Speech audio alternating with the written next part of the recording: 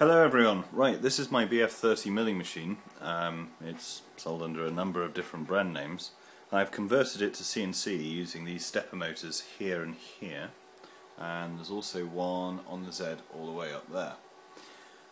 My main problem at the moment is that whenever I jog the machine I get this awful grinding noise, and that's coming from the stepper motor on the X-axis. As you can see, even though this says Y, I thought swapping the motors over might help, as this axis is relatively quiet by comparison. Though after any use, as when I run the program that just did this simple cut, I'm not sure if you can see that very well, just a rectangular cut with rounded ends,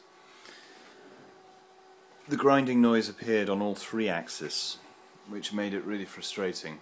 And I'm not sure whether I should be using the mill at all when the motors are giving such a horrible noise. So, any advice, please let me know.